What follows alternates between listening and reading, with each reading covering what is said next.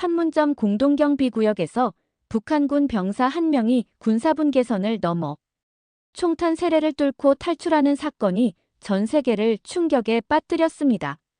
하지만 그보다 2년 앞서 중국 접경 지역의 한국경 초소에서는 더욱 치밀하고 은밀한 탈출이 성공했습니다. 14초. 감시 카메라가 꺼진 그 짧은 시간 동안 한 병사는 조국을 등졌습니다.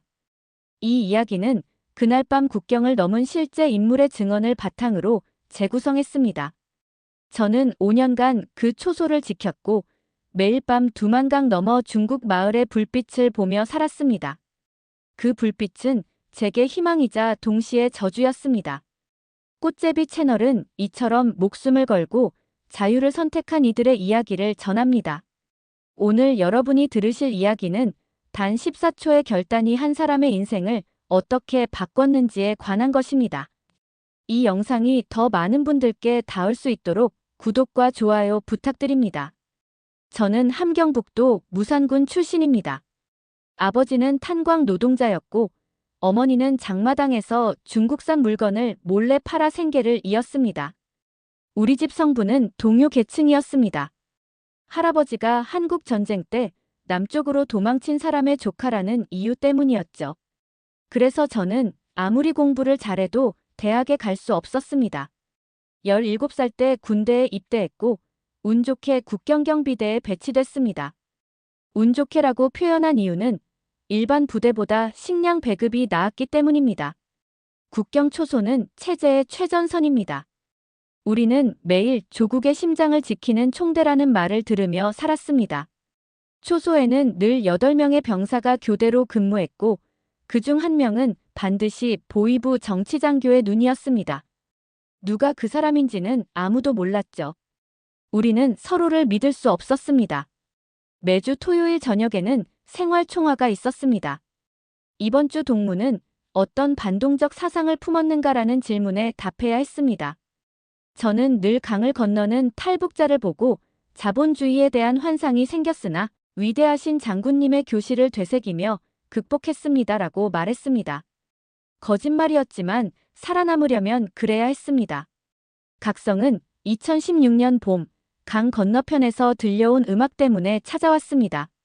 중국 마을에서 누군가 스피커로 한국 가요를 틀고 있었습니다. 강남 스타일이었습니다. 저는 그 노래를 이미 알고 있었습니다. 탈북을 시도하다 붙잡힌 사람의 휴대폰에서 들었거든요. 그때는 퇴폐적인 남조선 음악이라고 생각하려 애썼습니다.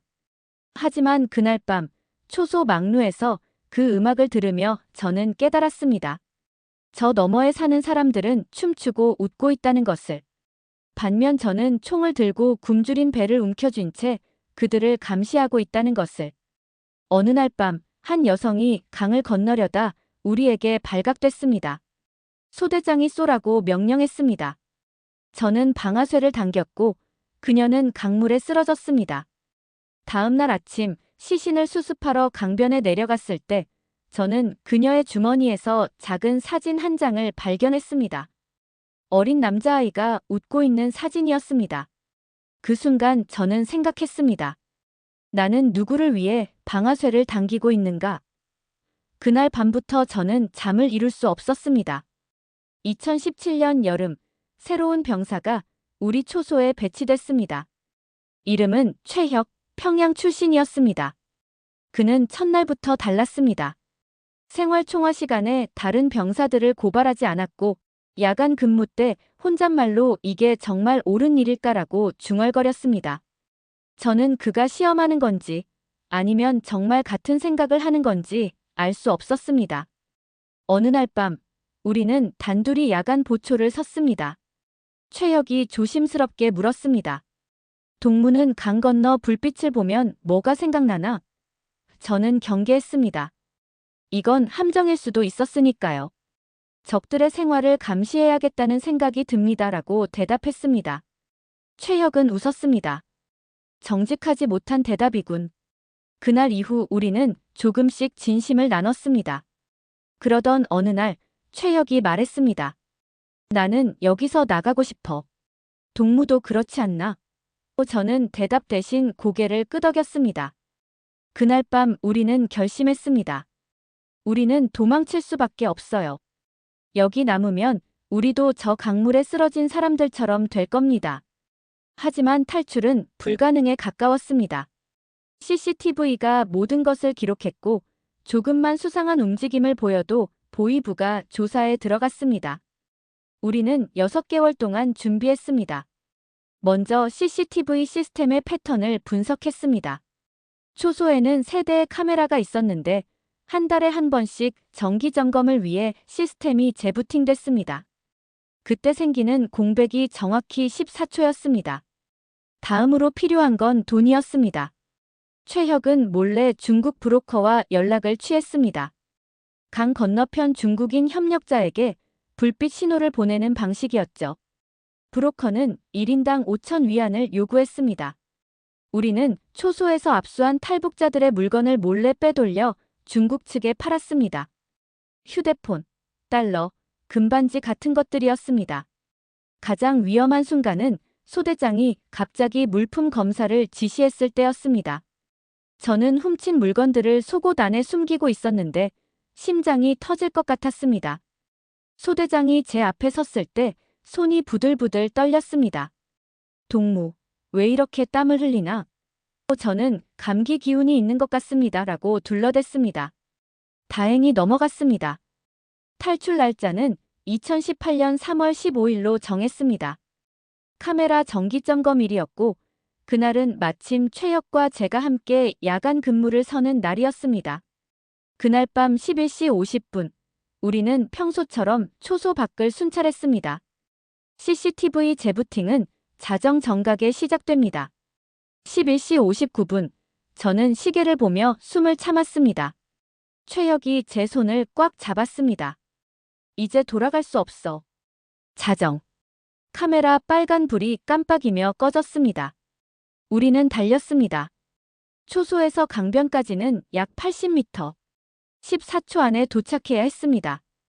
뒤에서 다른 병사의 목소리가 들렸습니다. 야, 거기 누구야? 들킨 것 같았습니다. 하지만 멈출 수 없었습니다. 우리는 강물에 뛰어들었습니다. 3월의 두만강은 얼음처럼 차갑습니다. 물살이 거셌고 저는 숨을 쉴 수 없었습니다. 최혁이 제 팔을 잡아당겼습니다. 포기하지 마. 뒤에서 총소리가 들렸습니다. 탕, 탕, 탕. 총알이 물 위를 스쳐 지나갔습니다. 저는 물속으로 깊이 잠수했습니다. 폐가 터질 것 같았지만 계속 헤엄쳤습니다. 얼마나 지났을까? 발이 땅에 닿았습니다. 중국 땅이었습니다. 우리는 강변 풀숲에 쓰러져 숨을 헐떡였습니다. 손전등 불빛이 보였습니다. 중국 브로커였습니다. 빨리, 차가 기다리고 있어. 우리는 트럭 짐칸에 숨어 6시간을 달렸습니다. 어디로 가는지도 몰랐습니다. 그저 살아야 한다는 본능만으로 버텼습니다. 트럭이 멈췄을 때 우리는 어느 시골 마을의 낡은 창고에 도착해 있었습니다. 브로커가 말했습니다. 여기서 2주 숨어 있어. 북한 보위부가 중국 공안에 수배를 넣었을 거야. 그날 밤 저는 처음으로 안도의 눈물을 흘렸습니다. 최혁도 울고 있었습니다. 우리는 아무 말 없이 서로를 껴안았습니다. 2주 후 우리는 다시 이동했습니다. 이번에는 기차였습니다. 중국 남부의 한 도시를 거쳐 라오스 국경까지 갔습니다. 그곳에서 다시 브로커를 만나 태국으로 넘어갔습니다. 방콕의 한국 대사관 앞에 섰을 때 저는 현실감이 없었습니다. 정말 여기까지 온 건가? 대사관 직원이 우리를 맞이했습니다. 고생 많으셨습니다. 이제 안전합니다. 그 말을 듣는 순간 저는 그 자리에 무너졌습니다. 5년간 국경을 지키며 억눌렀던 모든 감정이 한꺼번에 터져 나왔습니다. 울음이 멈추지 않았습니다. 저는 살아났습니다. 2018년 5월, 저는 인천공항에 도착했습니다. 하나원에서 3개월간 정착 교육을 받았고 서울의 한 공장에 취직했습니다. 지금은 대학에 진학해 사회복지학을 공부하고 있습니다. 제 꿈은 탈북민들을 돕는 상담사가 되는 것입니다. 최혁은 경기도의 한 IT 회사에서 일하고 있습니다. 우리는 지금도 한 달에 한 번씩 만나 밥을 먹습니다. 그때의 기억을 나누고 서로를 격려합니다. 가끔 편의점에 가서 삼각김밥을 살 때, 휴대폰으로 유튜브를 볼 때, 지하철을 탈 때, 저는 제가 자유로운 세상에 살고 있다는 걸 실감합니다. 하지만 북에 두고 온 부모님 생각을 하면 가슴이 아픕니다. 제가 탈출한 후 그분들이 어떤 처벌을 받았을지 생각하면 잠을 이룰 수 없는 밤도 많습니다. 탈북은 끝이 아니라 시작입니다. 진짜 싸움은 이곳에서 살아남는 것입니다. 하지만 저는 후회하지 않습니다. 14초의 결단이 제 인생을 바꿨습니다. 여러분도 이 이야기를 통해 자유의 소중함을 느끼셨기를 바랍니다. 구독과 좋아요는 꽃제비 채널이 더 많은 이야기를 전하는 큰 힘이 됩니다.